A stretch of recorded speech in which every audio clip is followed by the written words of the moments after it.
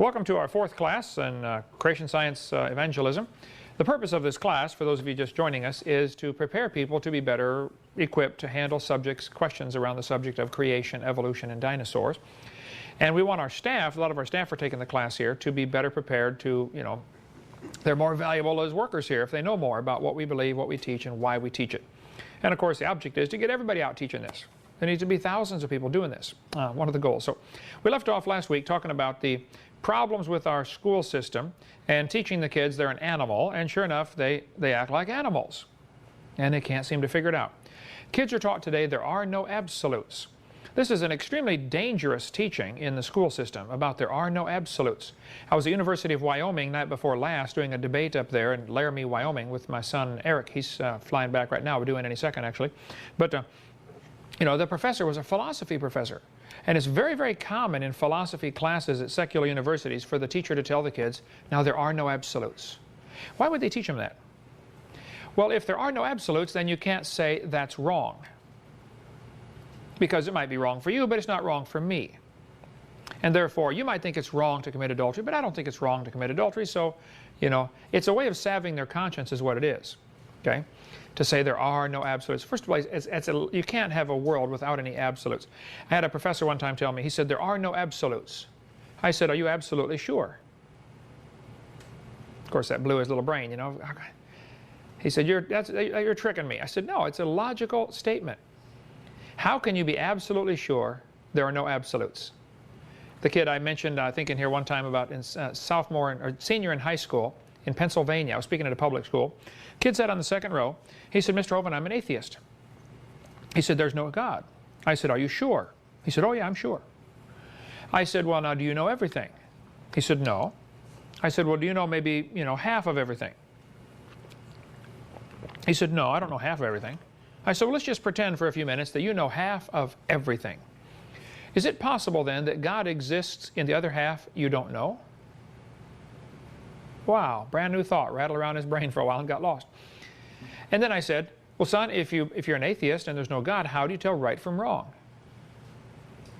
He said, well, I decide what's right and wrong. He said, I'm the God of my own universe. And I said, well, I'm glad to hear about that, son, because I'm going to shoot you in 5 minutes. He said, you can't do that. I said, well, sure I can. You see, I'm the God of my own universe, and I decided it's fine for me to shoot you. What's wrong with that logic?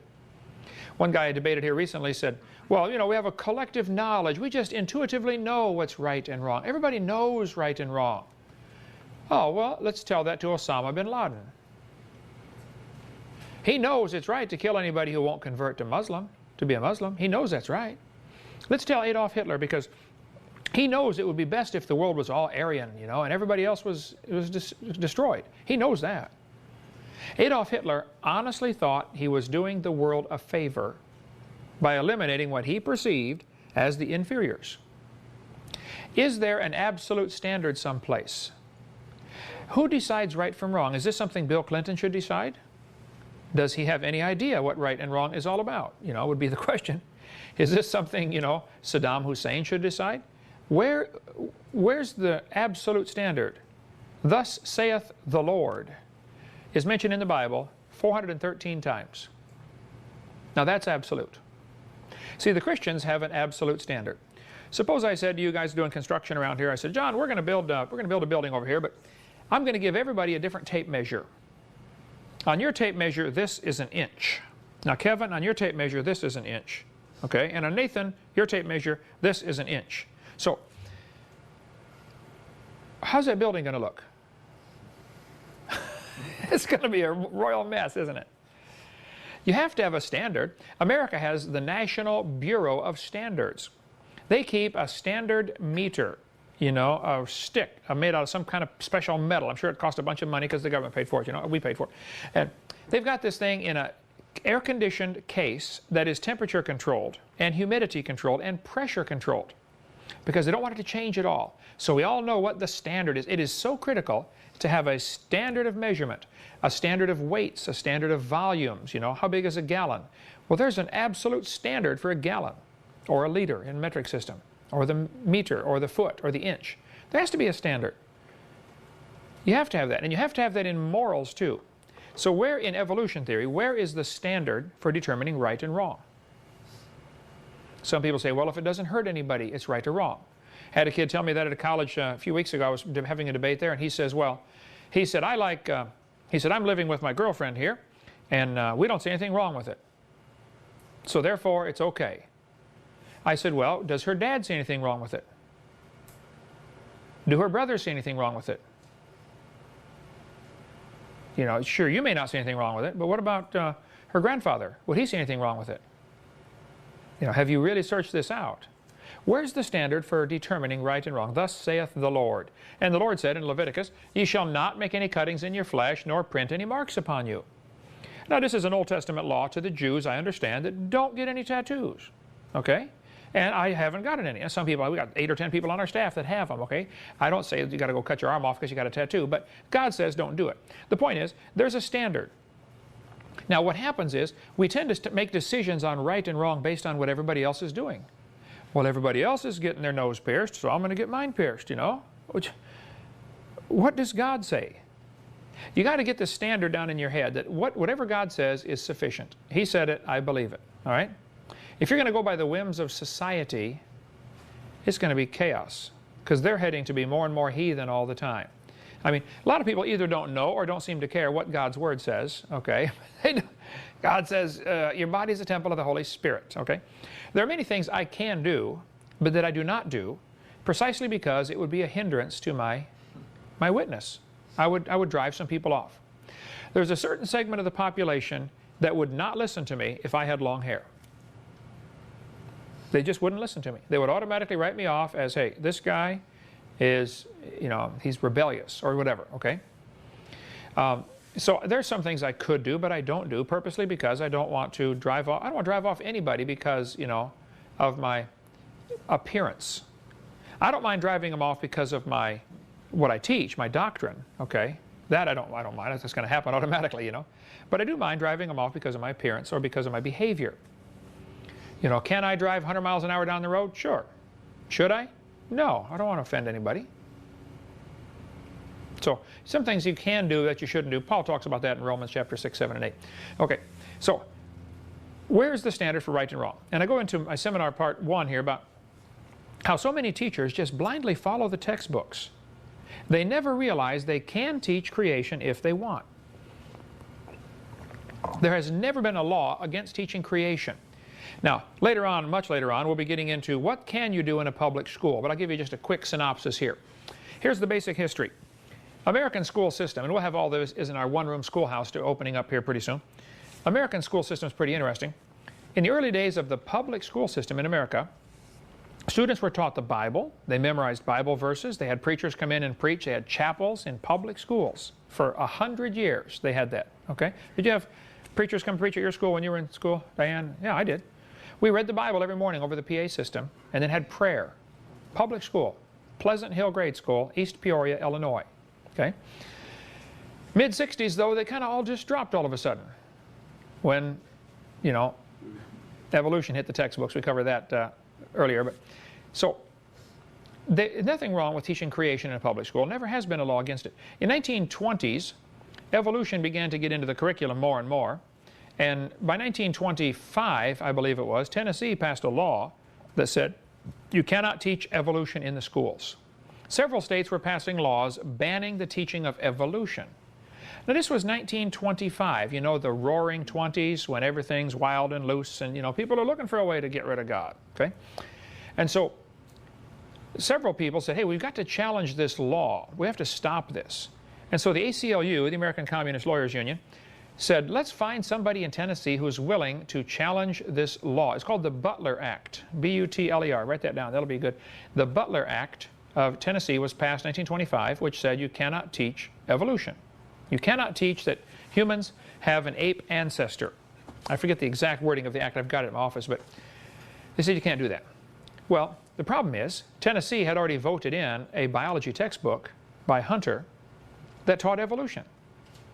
So here they got the legislators saying you can't teach evolution, but they voted in a textbook that teaches evolution. I've got the textbook in the library there, Jonathan, right by your desk. Have you seen that? was it 1911, I believe, was the time that book was written. It's one of the biology books that sit right behind the radio station by your desk there.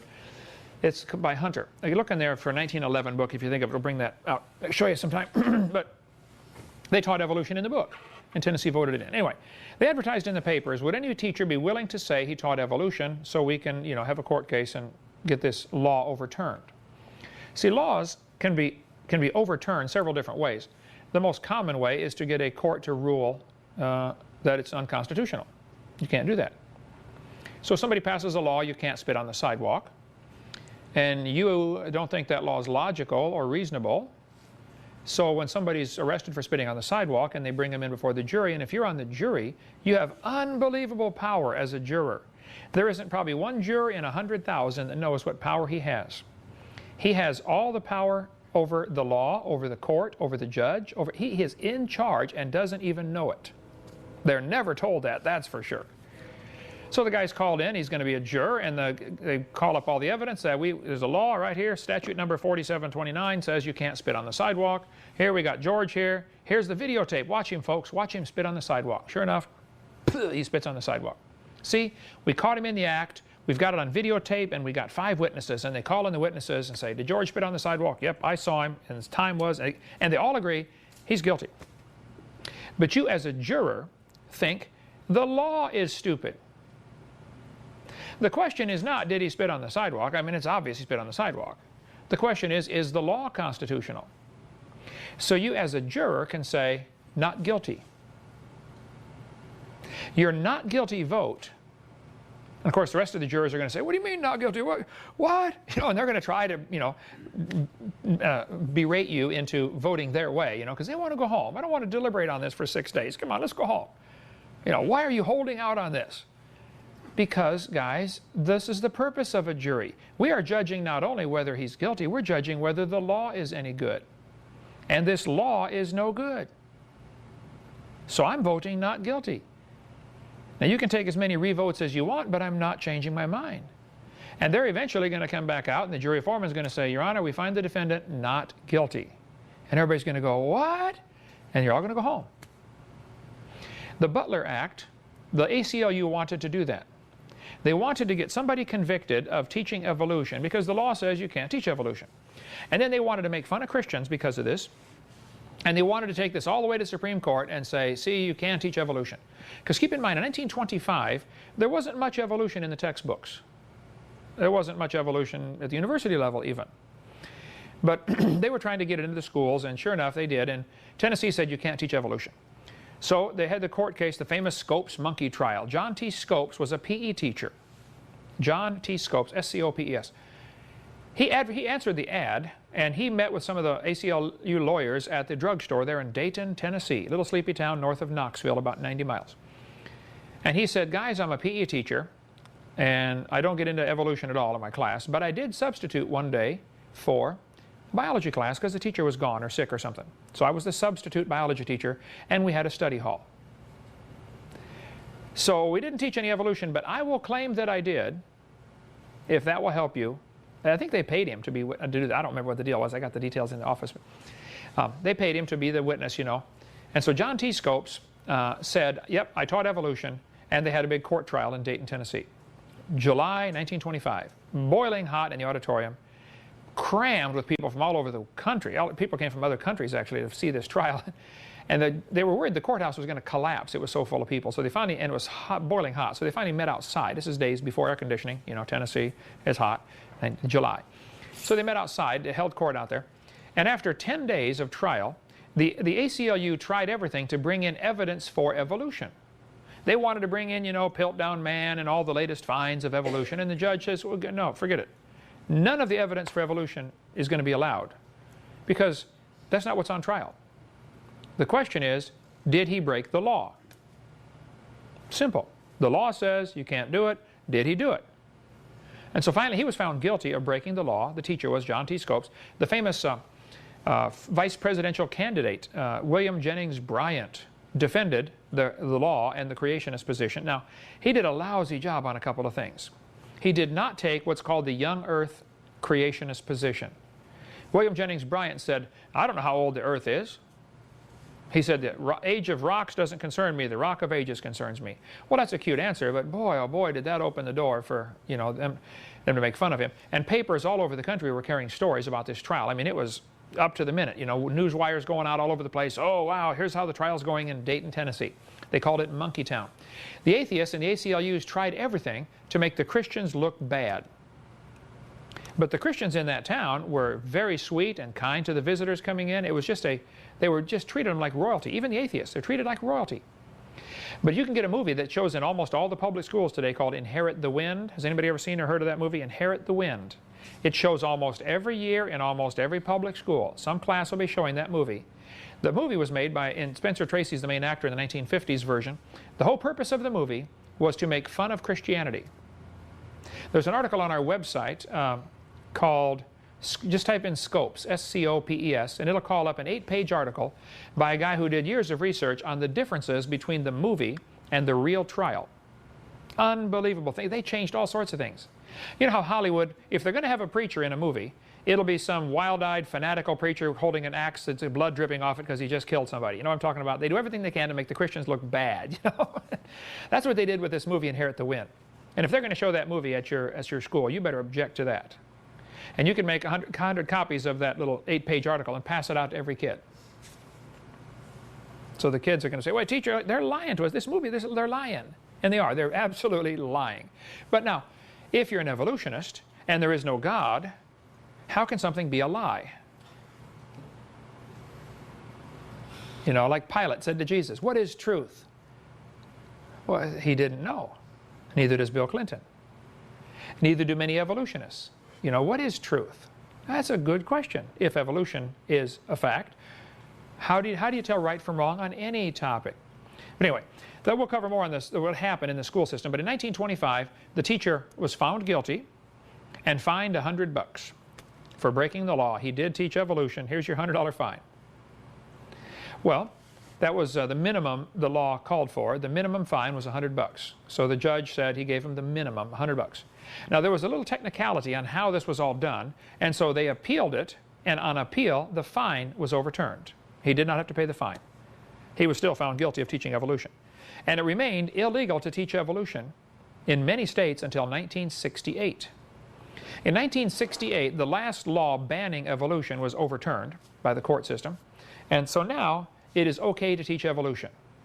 There has never been a trial on to say you cannot teach creation. That has never happened. 2 states, Arkansas first in 1980, I believe, and then Louisiana in 1987, those 2 states passed laws requiring that creation be taught. Requiring. Big difference. The court said, no, no, no, you cannot require creation be taught. We didn't say you couldn't teach it, we just said it can't be mandatory. There's a good impact article. By the way, if you don't get the impact articles, they're free from Institute for Creation Research. I would recommend you contact them on their website, icr.org, and say, hey, would you put me on your mailing list? And every month you get a new one of these. They're up to number 380 something now, I believe, one a month, so that's, you know, 380 months worth. They've been doing it since 1970s. They're 10 cents a piece, just little 1-page articles. They're powerful. You could order all of the back issues for like $38. Okay, and get a whole, I got them in the library if you want to come check ours out. But they cover every topic you can imagine. But this one, impact article number 196, was from October. Can't read the date there. Is that 1990? 1989. Okay, October of '89.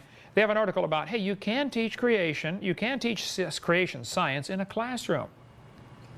Everybody's worried about, oh, the ACLU said you can't teach creation in the classroom. Yes, you can. But here's what happens. The ACLU has learned all they have to do is threaten to sue a school, and the school will back down. Now, the fact is, they would lose the lawsuit. If they sued a teacher for teaching evolution, or for teaching creation, I'm sorry, they would lose. But see, the school principal looks at this and says, oh, no, a lawsuit from the ACLU is going to cost us millions of dollars to defend ourselves. So the principal is going to call in the teachers and say, look, you can't talk about creation, because we are afraid of a lawsuit from the ACLU.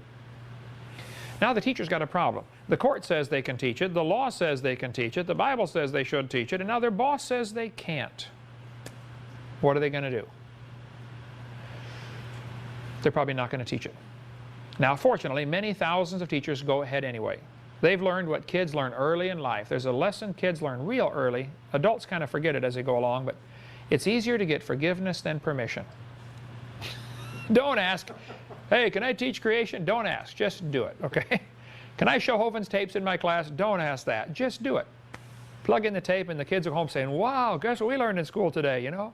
Dinosaurs lived with man. And then some dad's going to call the teacher and say, what are you showing my kid, you know? Oh, I didn't know there was anything wrong with it. You know, duh. What's the problem?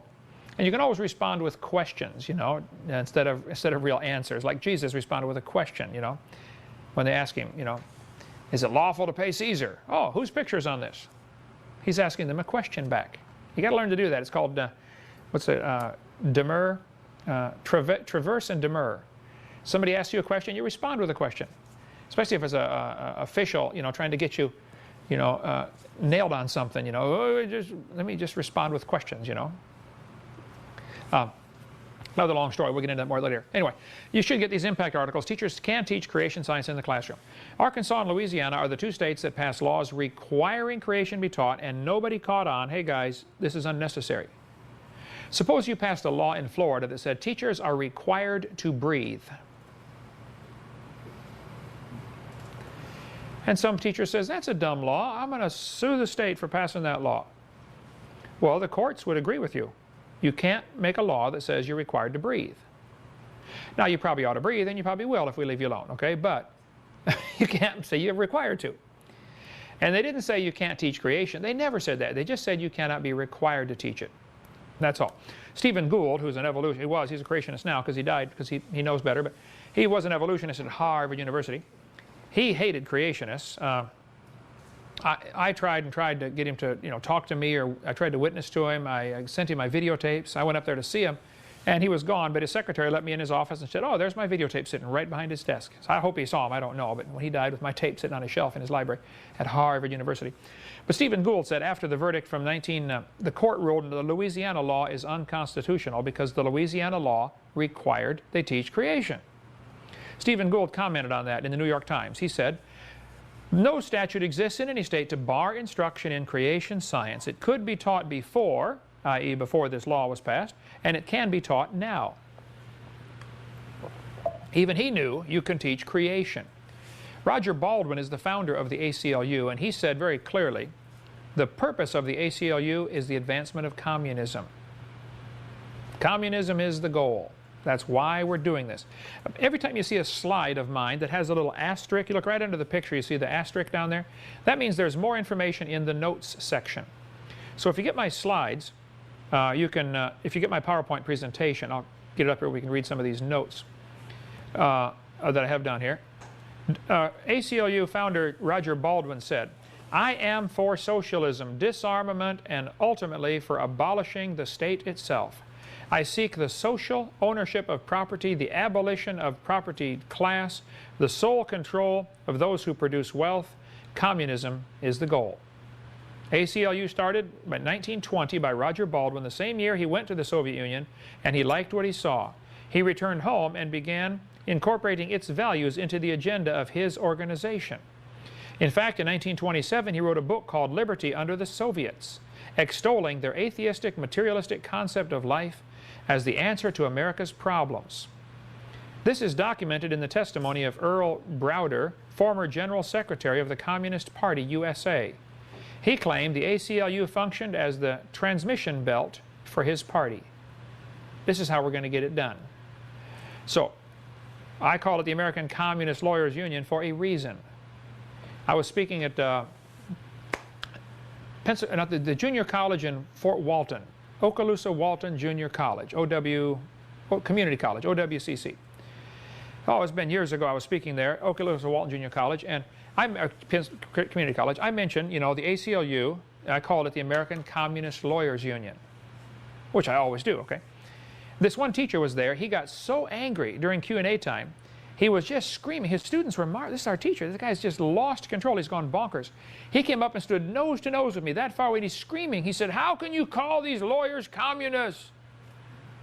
I said, sir, obviously, you know, you're a little upset. You know, you need to study this out, okay? The whole purpose of the ACLU is the advancement of communism. That's their stated goal. Don't yell at me. He was upset because I was hitting a nerve with him by striking down the evidence for evolution. Some people, when you start striking at evolution, they will get so angry at you because they know, hey, without evolution, they can't justify their wicked lifestyle. That's the purpose. I was at Berkeley, or one of the universities here. I've done so many debates. I debated professor number 99, 93 debates, but I've had several, 2 or 3 on one. And it was, I don't know if it was Berkeley or University of North Florida. But I asked a student, afterwards, at Q&A time, we were in the lobby speaking, and he was just still angry over the debate, you know. He said, evolution's a fact.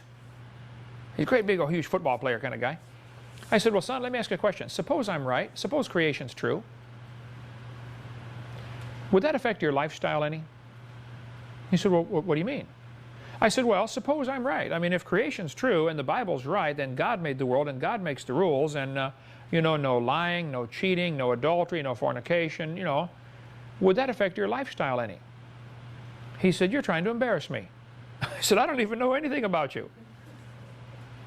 I was asking, would that affect your lifestyle? He said, well, yeah, it would change everything.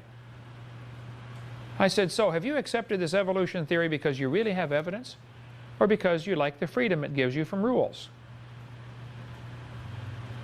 Got him right between the eyes. They've accepted this theory because of the freedom it gives them. And when you start attacking evolution, just get ready to have people hate you. You won't believe. How many anti-Hovind websites now, Jonathan? Way over 1,000. They don't like me. I remember President, I think it was Reagan, called in his cabinet, his 12 cabinet members or 13, whatever he had back then. I don't know how many there are now. One of the guys was getting blasted. Every local newspaper, every paper, every national paper had this guy headlines, this guy's an idiot, look at this decision he made, because he was making right decisions. And of course the news media is going to hate you for that. And so he had this cabinet meeting, and he flipped up all these newspaper articles. They're all mentioning this one guy. I forget who it was now. They said, look at this, about this guy right here. There's another article. Here's another newspaper article. He went through a whole bunch of them. He said, all of these papers and all of these articles and all these magazines are after this guy right here. He looked at the rest of the cabinet and he said, now what's wrong with the rest of you? How come you're not stirring up trouble like this, How come you don't have an website against you, Look, if you throw a rock into a pack of dogs, guess which one yelps the loudest? The one that got hit, okay?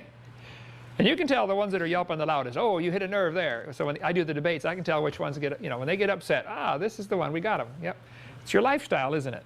You like the freedom from God. And so when you start blasting the ACLU, you're going to get the same results, okay? But that is the purpose. Now, I will have to say, many lawyers involved in the ACLU, and there is a local chapter in Pensacola, okay? Many of them probably don't even know the history of their own organization, and they don't even know the hidden agenda or the not so hidden agenda of their organization. They think they're just defending civil liberties. Well, if you're in it and you believe that, you have been duped, okay? Come on, you're a lawyer. Figure it out, okay? Think about it. American Communist Lawyers Union is what it is. Now, if a teacher gets up in front of their class and teaches the kids evolution, if they teach them, and millions do, if they say, kid, listen to me carefully, you started off like some kind of slime, and you slowly evolved to a human. Or quickly if you're from Harvard, okay? Any teacher that teaches that better stop and think for a minute.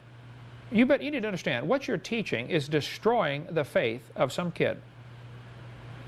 You might have some kid in your class who believes the Bible, and you are destroying his faith. And of course the teachers might say, well, that's what I intend to do. Okay, that's fine. You can do whatever you want, but you better read what Jesus had to say about you. Matthew 18:6. Whoso shall offend one of these little ones which believe in me, it were better for him that a millstone were hanged about his neck and he were drowned in the depth of the sea. Anybody that teaches that junk is in serious trouble when they stand before God. James 3 said, my brethren, be not many masters, meaning teachers, knowing we shall receive the greater condemnation. I take what I do very seriously because of that verse. I speak over 900 times a year now on creation. See, today, 1, 2, it's only my 3rd time today. Okay? But I speak 900 times a year. I teach a lot of people, so I take it very serious. I'm going to be judged severely because what I teach influences other people. I try very hard to be right.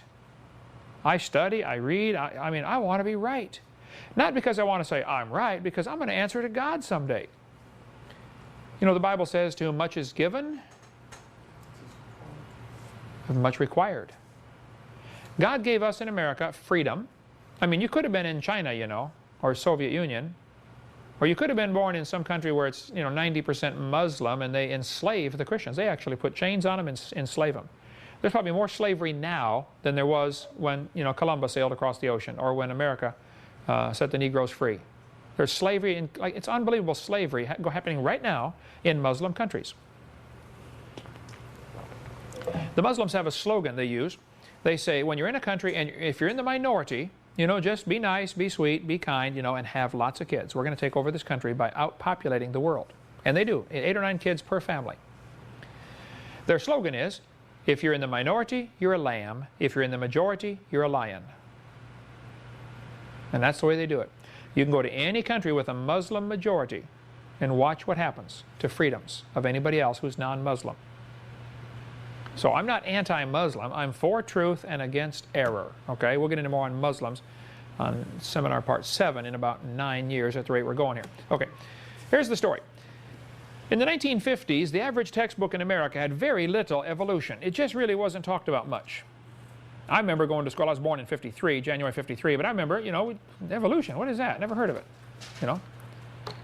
In 1957, by the way, Educational Research Analysts, this is Mel Gabler's organization in Longview, Texas. Great organization if you want to study textbooks. Their website is textbookreviews. Is it org or com, Jonathan? Do you remember? Textbookreviews.com. Try both. Textbook Reviews. Mel Gabler died a few months ago at age, what, 86. His wife Norma's still alive, and the organization's still doing great. But he started 40-some years ago when his son brought home a textbook, and it had just a serious mistake in it. You know, like Abe Lincoln was George Washington's vice president, or something like that. He said, what? What? And he began reading the book and found all kinds of mistakes. And so he and his wife just, you know, over the next, I don't know how long it took them to get full time, but they devoted their entire life to reviewing textbooks, finding mistakes. Unbelievable mistakes. One of them had the equator going through Florida. And I saw the picture of it. I said, well, you know, dumb stuff. Historical goofs that are just incredible. And they have a review of almost every textbook written in the last 40 years. They work on a donation basis. You know, send them $50 or $100 and say, hey, look, send me the review of this textbook, and they'll give it to you.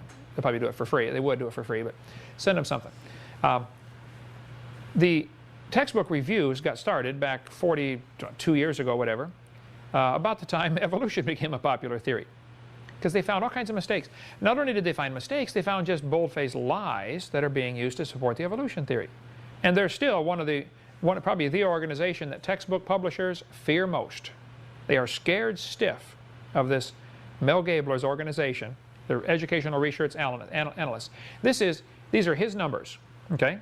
After reviewing thousands of textbooks, how many words are devoted to evolution in each textbook? In the 1950s, almost nothing. A couple thousand words. 1957, the Russians beat us in the space race by launching Sputnik. You guys probably old enough to remember that when the Americans panicked. The Russians are ahead in the space race. Wow, there's going to be nuclear war. The sky is falling. I mean, Life magazine ran articles, how you can survive fallout. In case of a nuclear war, how you can survive. They said the Soviets are ahead of us in science because they're teaching evolution. What does evolution have to do with putting up a satellite? What does evolution have to do with any scientific advancement?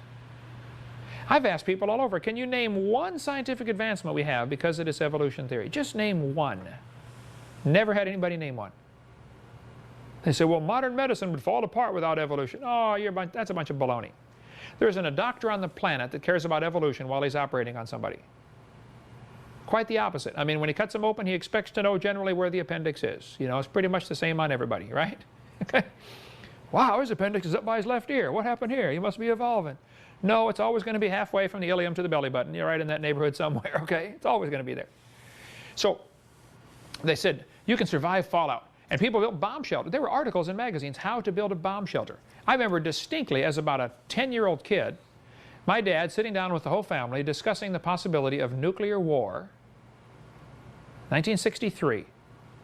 62, 63 in there. He said, kids, there's a possibility, you know, we're going to have nuclear war. The Soviets are so far ahead of us in science, and we may have to build a bomb shelter. And my dad was quite the builder, always building stuff. We built several houses as a family, the kids and I, and dad and the kids together.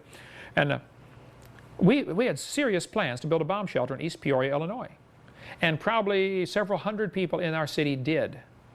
And they stocked it with fresh water supplies and fresh food and, you know, batteries and flashlights. I mean, they had a whole list in the paper. Don't forget to bring this and this and this, and, you know, it was incredible. It was scary because people were scared, oh, wow, the Soviets are ahead in science. And the excuse was they're ahead because they teach evolution. In 1959, it was the 100-year anniversary of Darwin's book being published. Now, I have said in my previous seminars, and I found out it's wrong, okay, so I'm going to correct it here right now. They did not publish a 1959 anniversary edition that we can find. If you can find one, let me know. But I have said in the 100-year anniversary edition of Darwin's book, you know, Arthur Keith said blah, blah, blah. That is not correct. It's true Arthur Keith said that, but it's not true he said it there, okay? Apparently nobody's been able to find a 100-year anniversary edition of Darwin's book. But it was the 100th anniversary of Darwin's book. So but there wasn't an edition published then as far as anybody can find. But in 1959, President Eisenhower asked Congress for $1 billion for the Department of Health, Education, and Welfare, New American Education Fund, for the promotion and publication of the new science of evolution. $10.5 million was given to the National Science Foundation for the new 9-part theme curriculum teaching evolution. The NSF provided the Biological Sciences Curriculum Study, BSCS. And it was full of BS, I can assure you. I have one of the books in our library if you want to come and look in the science books in there in the early 60s. And by the way, the BSCS, I don't know if they're still publishing this year, but for years they published textbooks on evolution, on biology, that were consistently the most packed with evolution.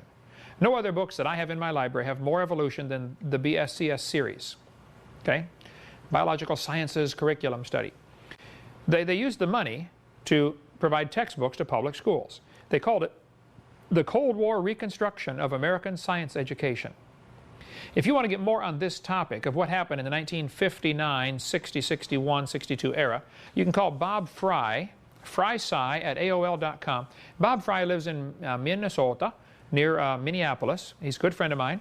And he speaks on creation. And his field of expertise, like I speak on dinosaurs and creation, he just focuses in on education and is really, really knowledgeable on the subject. So tell Bob I said hi. But frysci@aol.com, you can get a hold of Mr. Fry and say, because he's one that sent me this information in this book right here. Well, there's plenty of other people who speak on this topic. But what happened? They began really pushing evolution into the schools with this new grant money. And just about the whole U.S. curriculum was rewritten in the early 60s. By 1963, there were 33,000 words about evolution in the average textbook. Evolution became the state religion. Now, it dropped off after that, not because there was less evolution, but because there was less textbook. The kids were being dumbed down for whatever reason, part of the plan toward a new world order, I'm sure. But so the percentage of evolution in the textbook remained consistently high since 63. In 1963, Madalyn Murray O'Hair pushed real hard to get prayer taken out of our schools, and she got it. This was an amazing story. You ought to read this story by her son, William Murray, who wrote the illegitimate son, William Murray. He's an evangelist, travels around, preaches. He wrote a book called My Life Without God. You should read his life story, what it was like growing up as the son of Madalyn Murray O'Hair. Okay? And he now is as an evangelist. Of course, his mom died a couple years ago, but she drove her nuts, you know, that her son became an evangelist. What happened was he was going to school in Baltimore, Maryland. In 9th grade, the mother had wanted to go be a Soviet citizen. She hated America. She was a communist. She was an atheist, and they just weren't friendly to atheists over here, so she's going to go to the Soviet Union. So she applied for Soviet citizenship. She actually moved, her and the 2 illegitimate kids she had, to France, waiting for, you know, can I come into Russia? I want to be a Russian. I want to be a Soviet. They wrote her back and said, we have reviewed your history of your jobs, and you've had quite a few jobs, most of which you have been fired from or have, got mad at the boss and quit. You don't have a good work record, and you don't understand. Soviet Union, you don't work over here, you don't eat. So we don't think you would fit in here, and no, your Soviet citizenship is denied. Madeline Murray O'Hare. She came back to Baltimore, and she's all upset, she's mad at the world, and she's spent her whole life mad at everybody. And her son is in 9th grade now at this high school in Baltimore. She was late bringing him to class, and she walked in the school, a few minutes late to bring her son to class one day, and she heard them saying the Pledge of Allegiance over the PA system. I pledge allegiance to the flag, one nation under God. And she said, do they say that every day here? He said, oh yes, Mom, wait till you see what's coming next. And after the pledge, guess what? They had prayer over the PA system in the school. And she hit the ceiling, all 300 pounds of her. She was so angry. She went in and screamed and yelled at the principal, I don't want my son to pray in school. He's an atheist. Well, so the school said, well, ma'am, he's welcome to go out in the hallway. Nobody's required to pray here. It's fine. He can go out in the hallway. And so she sued the school for allowing prayer. And she lost. The court threw it out, said, this is stupid. She appealed it, went to the appellate level. She lost again. She went to the state Supreme Court. She lost again. She went to the federal appellate court, I believe was the sequence. She lost again. She went to the Supreme Court and won. And prayer was taken out of our schools because of that lady's efforts right there. Now, there's a guy that lives in Mobile, Alabama that works at a church over there. It's a friend of mine. He's been over here many times at Dinosaur Adventureland. He worked for Madeline Murray O'Hare in Texas at her atheist organization as a lawn keeper. And he carved her a special walking stick because she had back trouble and she had heart trouble, mostly head trouble, a lot of it. But he carved her a walking stick so she could walk around with this cane. She never knew it. But he had made the top where it would unscrew, and inside he hollowed it out, and it was a miniature version of the Bible inside there.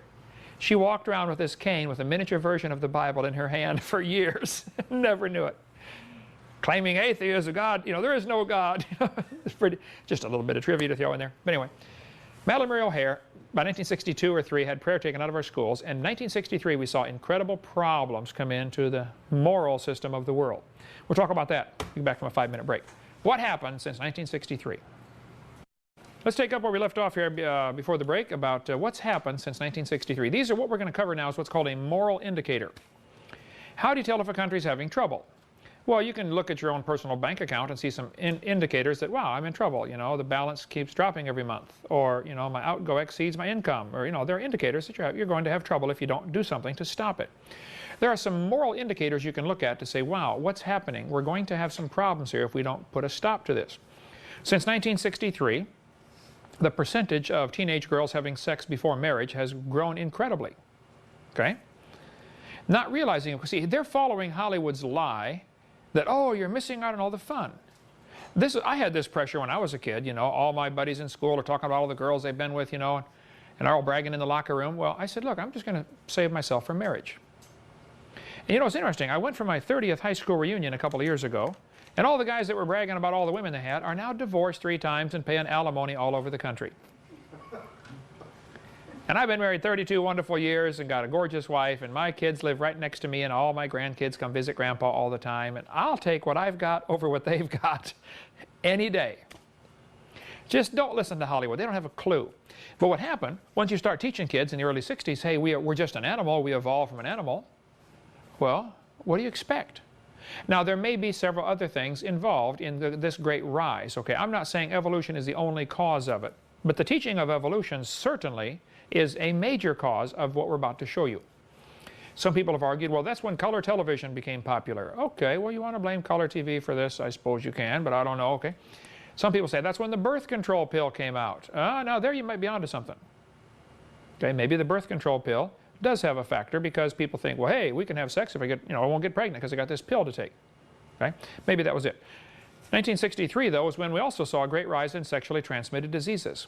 Now, this is for 10 to 14-year-old kids. 1963, we saw a great rise in unwed birth rates. Again, for 10 to 14-year-olds, there's been a 550% increase in pregnancies. Why the different numbers? Well, the 100% is the increase in actual live birth rates. The 500% is the pregnancy, so the difference there are those being aborted. California right now is trying to pass a law that says parents of minor children have to be notified if their girl's going to go have an abortion. Which is obviously wonderful, but think how stupid it is to not have it that way. I mean, your 12-year-old girl can't take an aspirin at school without parents' permission. But she can go get an abortion, which is life-threatening. Can we possibly be that stupid in this country to allow such a thing? The number of out-of-wedlock births, illegitimate children, fatherless, raised in a fatherless home, has increased incredibly. Now, over 1/3 of all the kids born at the hospital are born to a couple not married. In the black community, it's close to 60%. 60% of the kids were born in the hospital and the parents aren't married. Well, you say, big deal. Oh, it is a big deal. Kids who are brought up in fatherless homes account for 53% of the teen mothers. I mean, it seems to go on to the next generation, okay? 63% of youth suicides, kids who kill themselves, are from illegitimate children. 71% of high school dropouts, 85% of youths in prison, and 90% of homeless or runaway children come from these fatherless homes. It makes a giant difference. You have to have a dad in the house, the biological dad in the house. Now, kids that are raised without their biological mother and father can still turn out and serve God in incredible ways, okay? But the odds are against it. See, God says He will become the father to the fatherless. That's a powerful verse. I know many kids that were orphaned or whatever, or dad left the family or whatever, they claim that as their verse. God, I didn't have a father, and I want you to be my father. I'll become the father to the fatherless.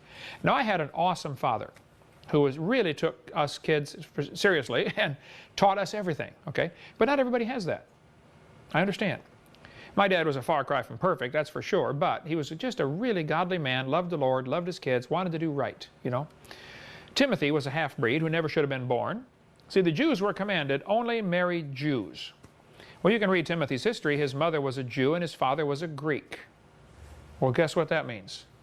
Mama disobeyed, okay? She didn't obey God's law.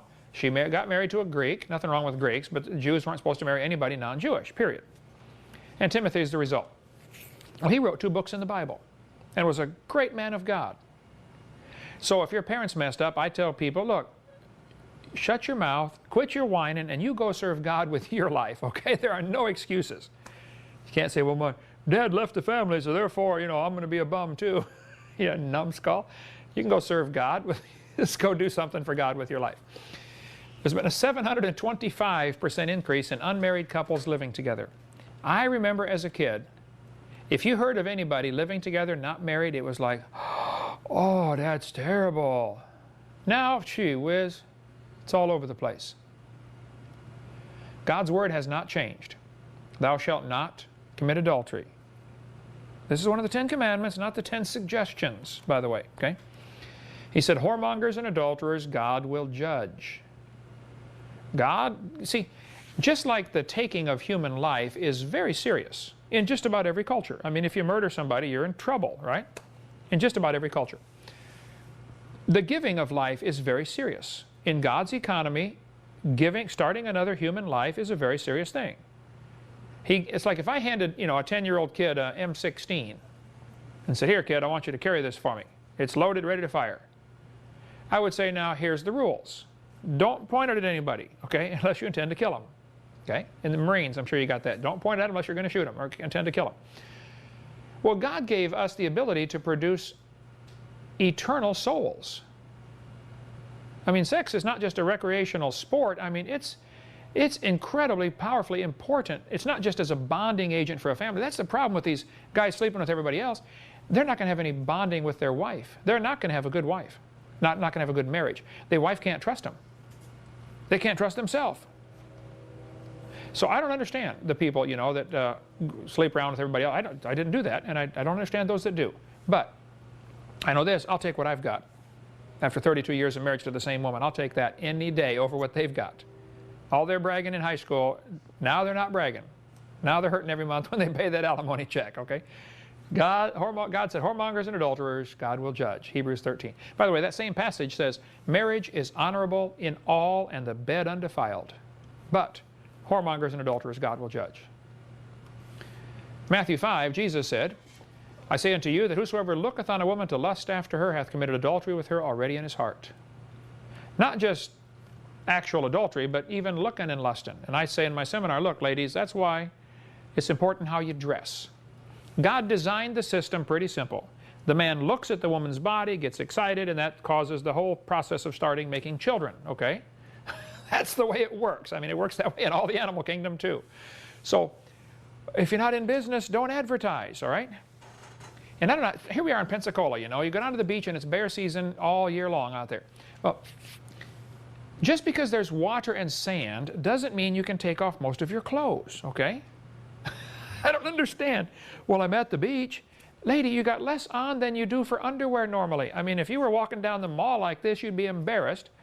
But now there's water and sand and you're not embarrassed. Are you dumb in any other area? You know? Well, I just want to attract them. Well, you're attracting them all right, but it's not the kind of attention you want. And see, those women that attract people with their body, what are they going to do when they don't have a good body? What are they going to do when they're sick? What are they going to do when they're old?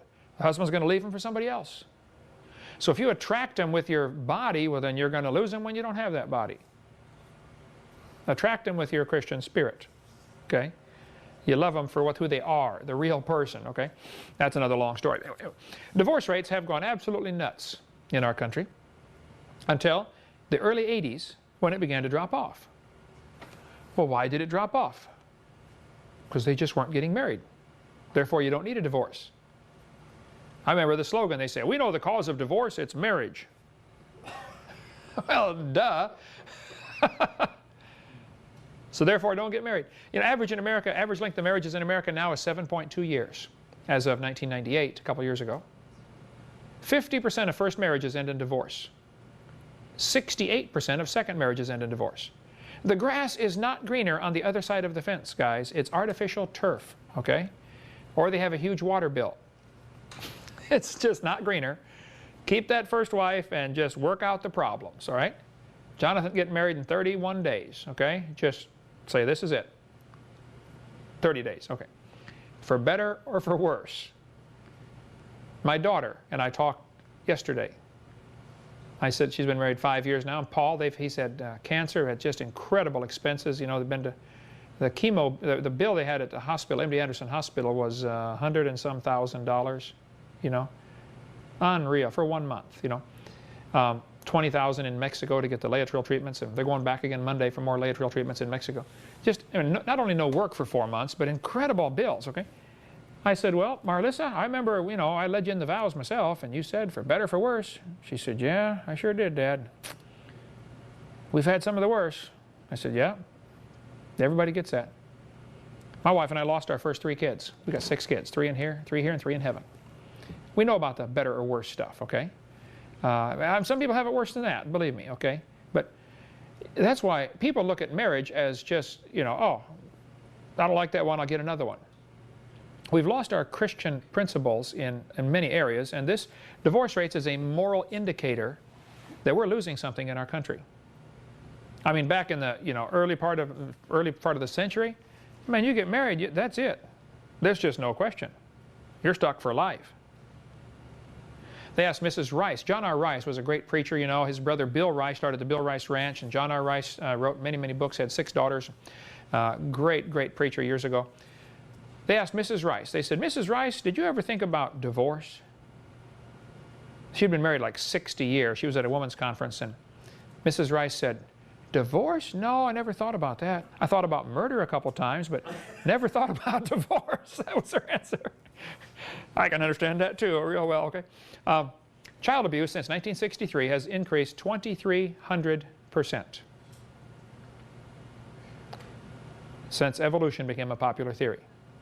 After all, if kids are just animals and parents are just animals, and the animal kingdom, I mean, sometimes, you know, animals abuse their children or kill them. Hamsters, the daddy hamster, I used to raise hamsters, man, you get the dad in there by mistake, he'll eat the babies. His own babies, he'll eat them. So, Grizzly bears, they'll kill babies, you know. Child abuse has increased. Is there any connection here between teaching them evolution and child abuse? I think there is, okay? Illegal drug use has increased 6,000%. Now, maybe that's because there weren't as many illegal drugs to use back then. That certainly could be a factor. But I think a factor that enters into this is a kid's thinking of, hey, there is no God, so I get to decide what's right and wrong, so hey, if it feels good, do it. Thomas Huxley, you might want to write that name down, Thomas Huxley, H-U-X-L-E-Y. When Darwin's book came out, Darwin kind of wrote the book, published it, and kind of went and hid, you know, in his house, because he knew it was going to raise a stink. Thomas Huxley is known as Darwin's Bulldog. That was his nickname, Darwin's Bulldog. Huxley would go around debating and, you know, speaking on evolution, what a wonderful theory this is, and everybody ought to believe it. It's a fact. They called him Darwin's Bulldog. Thomas Huxley's two grandsons are pretty famous. You might want to write these names down. Aldous Huxley and Julius Huxley. They're his grandsons. One of them became the founder of UNESCO, the United Nations, Sex Education Council. Okay? And another one became famous for really starting the whole drug culture in America. He's the one who told his students, you should take LSD. This stuff will enlarge your mind. He got his students taking LSD in early 60s, 62, 63, because, oh, it'll make you so enlightened, you know. Yeah, same lie that Satan used to Eve. Eve, eat off this tree, and ye shall be as gods. What's the rest of that? Knowing good and evil. You get to know some new stuff if you eat off that tree. You take these drugs, and wow, you get this whole new experience, you know. Well, look what's happened in our country because of this drug culture. I asked a police officer a couple weeks ago, I was speaking in Pennsylvania last week, and he's a police officer in Washington, D.C. I said, how many of the crimes that you have to work with are related to drugs or alcohol? He said, oh, man, 90%? Drugs or alcohol? People just want to, you know, get that biological high, and it doesn't matter what it costs. And of course, any drug person will tell you, you know, you take them and you get that high, oh wow, I feel good, and then next time you got to take a little bit more next time, and pretty soon it's a little more, and pretty soon you can't get enough. Pretty soon you can't get the high, you just got to take the drugs just to not get the low. How many have ever heard of Teen Challenge? You know, Nikki Cruz and the book Run Baby Run, and James Wilkerson. What's his name? David Wilkerson, yeah. I read all those books as a kid. Great story about, you know, the drugs were just so popular and just destroyed lives. A lot of these drugs were developed, by the way, in the 50s and 60s to be used as biological warfare against the enemy, or to get soldiers that could go 24 hours a day. Give them drugs, they could be super soldiers and fight like mad all day long. Adolf Hitler took heroin, I believe it was, on a regular basis. Or speed. Hitler would say, before the doctor could get the needle out of the arm, I felt the surge of energy. And Hitler just worked, you know, relentlessly. I mean, none of his staff could keep up with him. The book I just read a few weeks ago called The Pink Swastika, we ordered a case to put in the library here, is about how Hitler's SS troops were 90% gay, queer, homosexual. 90%. I read lots about Hitler and the Holocaust, okay? I've been over there a couple times. I just love reading about Hitler, watch every movie I can find on Hitler and the Holocaust, because I think it ties directly into evolution, and we'll get into more of that later. But I wondered, how can these people be so cruel? I mean, it's one thing to think, I'm a superior race, and you're an inferior, and I'm going to kill you, bang. But it wasn't like that. They were just cruel, beyond reason. I mean, if you're going to kill a chicken to eat it, don't be cruel to it, you know, don't pluck one feather at a time. Go ahead and kill it, and then pluck the feathers and eat the thing, or cook it and eat it. But when you realize how this ties into not only evolution that Hitler believed and his troops believed, but into homosexuality, now it's like, wow. See, read Romans chapter 1. They refused to accept God. They didn't want to retain God in their knowledge, so God gave them up. And then it descends right to homosexuality. Romans chapter 1. Just read through that chapter and you'll see it's just a steady line, a direct line, straight from evolution believing and rejecting the Creator into accepting homosexuality. They said one of Hitler's Guys was all upset. He said, 1 million men in our army are gay, or queer, as they called them back then, homosexual. By the way, in that book, Hitler's The Pink Swastika, it tells what happened. There was a group of people that started, there are two kinds of queers in Germany. One was called the butches, the masculine, macho, beat up everybody kind of guy. And the other were called the femmes, you know, the, hi, what's your name, you know. The butches and the femmes, okay? About 20% of the gay people were femmes, and about 80% were the butches, they called them, okay? Well, the femmes had an institution started, called, it is in German, I forget the big long name for it, but something basically the Sexual Disorientation Institute or something. Anybody with sexual problems, you know, they would keep records and try to help them. It started in 1920.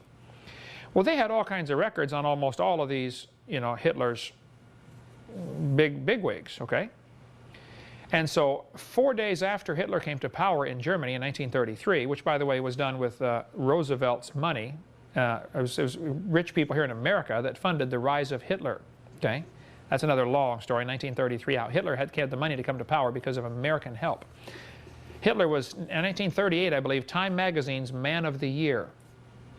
Joseph Stalin was on Time Magazine twice as Man of the Year. And those in that era. I'd like to get a copy of those, by the way. If anybody can get me a copy of that, those magazines, just a picture, you know, showing Time Magazine having Hitler as Man of the Year. You know? I bet that magazine's hard. We need that for our science center, right? This next room out here, the museum about the dangers of evolution. So if you can get Stalin or Hitler, the Time Magazine, an old one, please send it to me. But how did I get off on all that? Hitler taking drugs, Hitler, guys being homosexual, queer, and I guess I don't mean that in a derogatory term. That's the term I was raised with, you know, they're queer. And that's the term they still call themselves, you know, queer nation. But they talk about the butches and the femmes. Hitler came to power. 4 days later, his guards and his soldiers stormed this sexual institute place and stole all the records, which was all the records on them. And then 3 days after that, they had a book burning. And you see all the movies of Hitler burning books. You know, that's the books they were burning. The evidence against themselves. Better read that book, The Pink Swastika. It's in our, should be in our bookstore by now. Since 1963, we've seen an incredible rise in violent crimes. I can remember as a kid, growing up in East Peoria, Illinois, we never locked our house. I never had a key to my house. We'd go off on vacation for 2 weeks and would lock it. Man, why? I remember my dad taking a short piece of little chain and taking a pliers and attaching the chain to the key to the ignition to the car. And on the other end of the chain, he put a screw into the dash of the car so you could not take the key out of the car because you might lose it. Not only did you leave him in the car all the time, you couldn't take it out. And nobody stole cars back in those days. Well, some did. I mean, there's nothing like today. Today you got to have security systems and all kinds of stuff, you know. And it's just, do you guys remember the days when you didn't have to lock your house? I mean, what's happened to our country? Some of you young kids say, what? Of course you lock your house. It's normal, you know. It hasn't always been this way. Violent crimes increased nearly 1,000%. I remember you'd go to the high school, and average high school would have a loaded rifle, or the pickups in the parking lot would have loaded rifles in the backyard. I mean, in the back window. I was just in Wyoming yesterday, and they said, oh yeah, that was common back, 30 years ago. Every kid brought his pickup truck to school and loaded rifles in the back, and they're going to go hunting after school. Of course you got your rifle with you. Nobody got shot in school. Columbine High School was just one of 20 shootings we've had in the last few years in America. I've got a list of all of the shootings, how many were killed. Over 230 students have been killed in public schools. I went to Jonesboro, Arkansas, to the prison there and visited the 2 boys who shot everybody in Jonesboro. I sat and talked with them for hours. The 9-year-old kid, I don't think has a clue. He's just, to him, it's just a video game, Something moves, bam, shoot it, The 12-year-old or 13-year-old, whatever he was, is going to, when he gets out at age 18, they're going to let him out. They can't keep him. And he's probably out, right? It's been like 5 years ago, so he's probably getting close to getting out. But he said, man, I'm sorry. I said, it was wrong. It was wrong, I'm sorry. And when I get out, I want to go be a preacher. I want to try to do something good for the world. So, but I'm concerned about what happens in our schools. My PhD's in education. I'm concerned what's going on.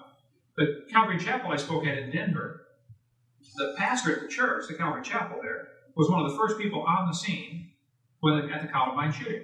We talked about it for a long time when I spoke at his church out there. He had several of his students that were injured by this. I think one of them was killed, one of the kids in his church. Several were wounded. What caused the shooting at Columbine High School? Well, one of the students, there were Eric Harris and Dylan Klebold. Klebold's father was a geologist who believed in evolution, so this is what I'm sure he was taught, I would assume. They were both followers of Nazi teaching. This is interesting. The shooting took place on Hitler's birthday. They planned it for months. We're going to go in on Hitler's birthday as an honorarium to our Führer. They wore a T-shirt that said "Serial Killer." Klebold did. Eric's T-shirt said "Natural Selection." Where did you get that? They went up to Cassie and Rachel and said, "Are you a Christian?" "Yes." Bam! Shot him in the face. Hated Christianity. And right after the shooting, Rosie O'Donnell got on her program. By the way, there's a videotape out by Phyllis Schlafly's organization, Eagle Forum. Okay, go to eagleforum.org, I think it is. They've got a videotape about. Look for the one called Death Education. Columbine High School was one of the first schools to implement death education as one of their classes. To teach the kids have to write out their own obituary. What do you want the paper to say when you die? You got to think about death all the time. Let's go visit a funeral home. Let's go visit some graves and look at the tombstones. And not that that's necessarily wrong, but it was interesting. They really emphasized the importance of death. Death education, they call it. This is a video by the Eagle Forum. It's called Death Education, I believe. Or something out there. Angels of Death. No, Death Education. You can check them out. Anyway, they certainly were taught all kinds of strange things, and the boys were on some kind of drugs, too. Ritalin does all kinds of strange things. If your kid's on Ritalin, man, get a hold of Bill Sardi's website, billsardi.com, S-A-R-D-I, and just see what Ritalin and all these drugs are doing to these kids. Here's the problem. If a kid is hyperactive in school, the school puts them on drugs, or the doctor says, put this kid on a drug to calm him down. Here's what people don't realize. That because this kid is now classified as a special kid, the school gets more money. Goes right back to love of money, root of all evil. So they encourage parents, hey, your kid's kind of hyper. Why don't you take him and get him some Ritalin or something, Secretly, we're hoping to get more funding for our school. We need a new gymnasium. Love of money, root of all evil. So the kids are on some of these drugs and stuff like that. Some of them are antidepressants, which just make you go bonkers in your thinking, okay? And there's a long, long story behind that one. Right after the shooting, Rosie O'Donnell came on TV on her program and said, see, we need more gun control. Rosie, those kids broke 18 gun laws going into that school. 2 more gun laws would not have slowed them down. Rosie cannot figure it out. But one guy figured it out, put it on the tire cover on his van. I saw that and I said, I've got to get a picture of this. This explains everything. He said, blaming guns for Columbine is like blaming spoons for Rosie O'Donnell being fat. That is classic. It's not the spoon's fault, Rosie, okay? And it's not the gun's fault either, okay? See, guns don't kill people. People kill people.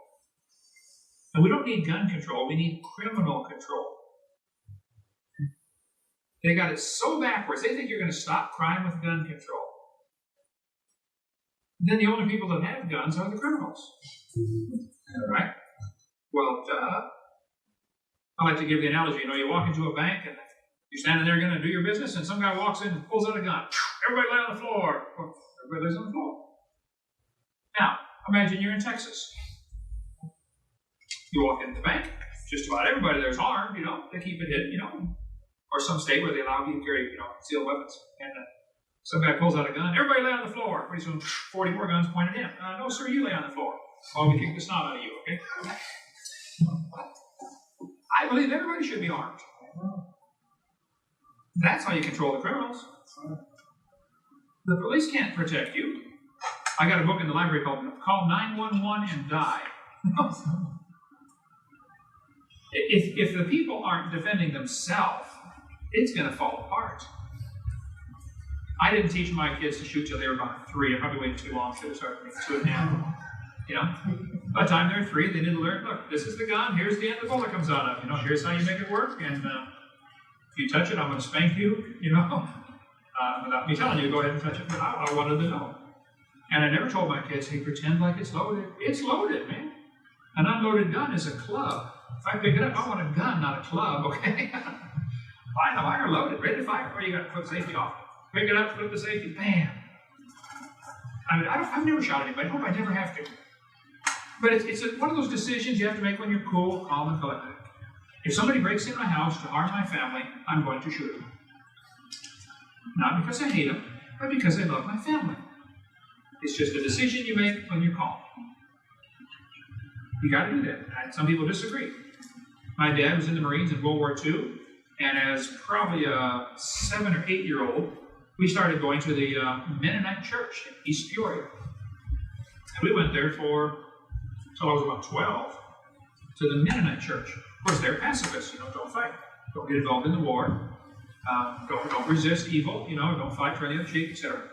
And they kind of gave my dad a hard time for being, hey, you were in the World War II, you're an ex-Marine, and So we finally left the church and went to a Methodist church. I was frying pan into the fire. But that's another long story. But the idea of, not defending yourself, I don't see that in Scripture. There are two kinds of wars. There's wars of aggression, where you go try to take somebody's stuff away. Okay? Those are wrong. But when you're defending yourself from the aggressor, those are perfectly right, perfectly justified, perfectly fine. Somebody comes, tries to steal your stuff, or hurt your family, hurt your wife. One of my jobs as dad is to be the provider for the family. I take that as provide not only the groceries, but provide the safety. And somebody's, when my daughter was dating, I'd get to meet the new boys. And, hey, son, good to meet you, and hey, what do you do for work? What do you do for hobbies? I'd say, I like guns. Let me show you my gun collection, And I'm a real good shot. Oh, I can shoot the eyeball off a frog at 100 yards without scratching his eyelid, I remember we had a rifle range in our basement when I was a kid. 22 rifles we'd shoot in the basement of the house, East Peoria, Illinois. We got where we would set up matches and light the match by striking it right on the right spot. You can hit right where the white part meets the red part and light the match. And then try to blow it out without breaking the match by getting the bullet to go right next to it. I mean, it got to where it's no competition after a while when you can put all 10 bullets in the same hole. So I like guns. I've never shot anybody. But I think we have gone nuts in this country with this gun control idea. They control the totally wrong branch of the tree. We control the criminals, not the guns. Okay? Go to Switzerland, look at their crime rate. Everybody's required to have a weapon and 1,000 rounds of ammunition. Switzerland's never been invaded. Now, maybe that's because they got mountains around them, but maybe that's not the reason, okay? SAT scores have plummeted since 1963. This is the Scholastic Aptitude Test, is what it stands for, SAT. This is a test the kids take to get into college. The college wants to see this score. How smart are you? Do we want you in our college, If we bring in a bunch of dummies, we're going to have whole new classes for bonehead English and bonehead math, and we don't want to do that, And we want our name, Harvard, to have some meaning to it, So you just can't come here unless you score a certain score on the SAT or college entrance placement exam or something. Well, twice in the last 40 years, they have dumbed down the test. They did it in the late 70s. They made the test dumber, made the answers easier. Notice the score went back up a little bit in the early 80s. They had dumbed down the test. They dumbed it down again in 1995. It's in the Chicago Tribune. SATs get dumber. New scores will be higher, but the standards are lower. So what does that mean? That means the test is becoming meaningless. I've got someplace in my computer, Jonathan. Did you see that? I think I'm going to give it to Daniel. The 8th grade graduation test from 1890. Has anybody ever seen any of those old tests from the 1800s? To graduate from 8th grade, they had to take a test that probably most college graduates today could not pass. And the questions asked, name all the parts of speech and give an example of how to use them in a sentence.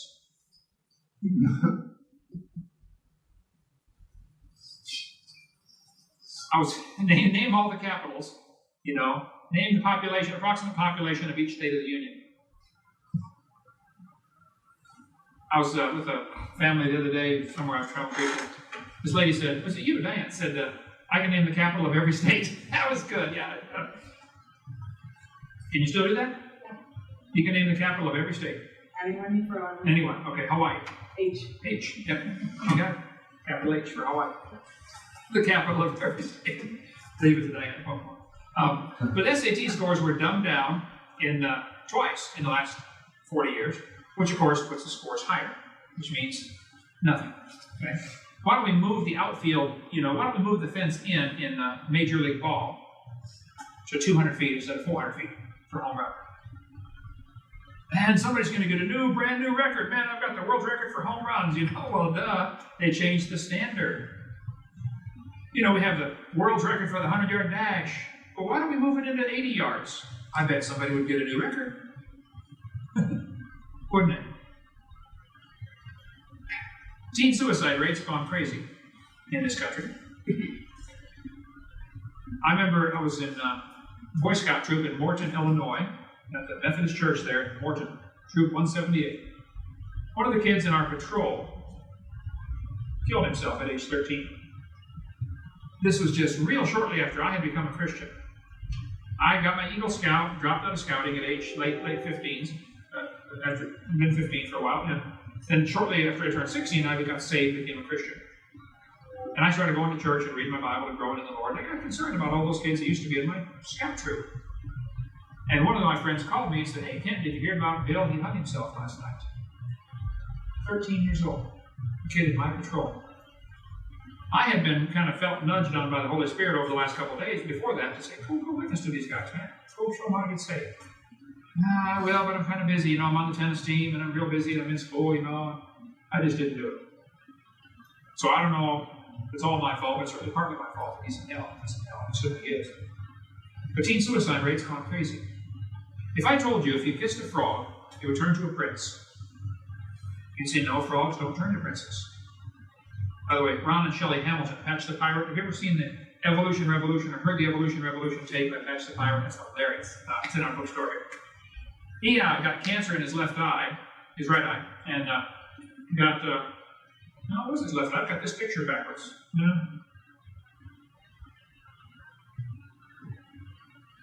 That could be his right eye. He got cancer in his eye. Whichever one. I think I got the picture inverted, but still, it had to be the right eye, wouldn't it? The picture inverted? No, maybe it's left one if the picture's inverted. That'd be the left eye. Yeah. I believe it was left eye. So I got the picture inverted. Who cares? Oh, I'm sure he cares, right? But I said, I was taking a bunch of slides. Back when I used a slide projector, bless me, I'll never see another one of those, But I said, Shelley, I need a picture of somebody kissing their husband so I can tell the frog to the prince story. Would you kiss this frog for me? She said, Brother Hovind, my hair's a mess. She fixed her hair back. She said, nobody's going to see this picture, are they? I said, no, nobody's going to see this picture, Shelley. They've been here tonight with Richardland years ago. We need to get him back. Great family affair. His ministry is Patch the Pirate. It's awesome. Travels around, does ministry for kids. As a Patch the Pirate. But long story. No, frogs don't turn to princes. Anybody with half a brain knows that. But in the textbooks, they do. They say we started off like an amoeba, slowly evolved to a frog, and very slowly became a prince. It's the very same fairy tale. Frog turns to prince. But it's kind of interesting to me. If a frog turns to a handsome prince quickly, we all know it's a fairy tale. However, if the frog turns to the prince slowly, well, now that's modern science. Why does it happening slowly make it scientific? I mean, if a man zooms through the air, flying across the room, you say, wow, that's amazing, Star Trek kind of stuff. But what if he walks slowly through the air? Does that make it any less miraculous? No, frogs don't turn to princes quickly or slowly. It doesn't happen. It's a fairy tale. Either way, it's a fairy tale. What they've got now is a new magic ingredient. Instead of a kiss, no, that won't do it. You have to have billions and billions of years. Here's what happens. The human mind cannot comprehend giant numbers or giant quantities. Your brain shuts off. So somebody says, 18 million years ago, click, you can't comprehend that. 18 million, how much is that? I don't know. Your brain won't hold it. So what they've done, to make the evolution theory seem reasonable and logical, they've hidden it in millions and billions of years ago. Somehow now, it's, oh wow, maybe it could happen. If you roll 2 dice, what's the chances of getting a 12? 1 out of 12. Right? You got 1 chance out of 12 of getting a 12. 2 sixes. Okay?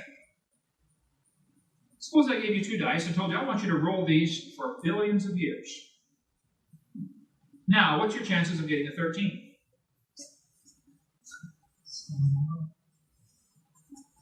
Still 0. Actually, way before the billions of years is up, you're going to wear out them dice, and you're going to wear out your hand, and get tired of playing this game, and you're going to go and do something else, okay?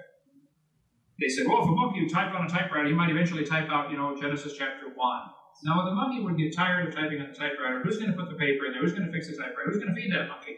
It's not going to work. Okay? We'll get into more of that later. So billions of years is now the magic ingredient. This textbook says, 4th grade textbook. You look about dinosaurs, boys and girls, shows them a dinosaur and says, this is billions of years ago, clues left by the dinosaurs.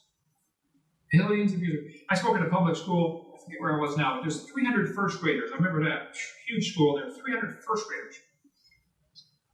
I got all these first graders in the room, and try that sometimes, speak to 300 first graders. I held up a dinosaur, and I said, boys and girls, when did dinosaurs live? Instantly. I mean, it wasn't a microsecond till all of them shouted out in unison, millions of years ago. Now, these kids can barely read, okay? How is it that Satan has gotten across his message to kids before they can even read? Where has the Christian emphasis been? Didn't Moses tell us in the book of Deuteronomy, you're supposed to speak about the scriptures and read it to your kids when they lay down, when they sit down, when they stand up, when they enter the house, when they leave the house? Be constantly talking about God's word and scriptures. Drive this into the heart of your kids. We failed. But Satan has not failed. He has done his job. He has driven into the heart of the kids. Dinosaurs lived millions of years ago. And we here at Dinosaur Adventureland are going to try to counteract that as best we can. Because it's not true. It's one of those brainwashing things kids have gone through. And I'm sorry, it happened, okay? I didn't do it, but I was influenced by it. I loved dinosaurs as a kid. I remember reading all the books about dinosaurs, and I just read that stuff and soak it right in. And then I became a Christian at 16 and said, wow, something's different here. What I'm reading in this Bible is different than what I've been taught all my life. How can I reconcile this? For more information on other materials offered by Creation Science Evangelism, call us at 850-479-DINO. That's 850-479-3466. Or visit us online at www.drdino.com. That's www.drdino.com.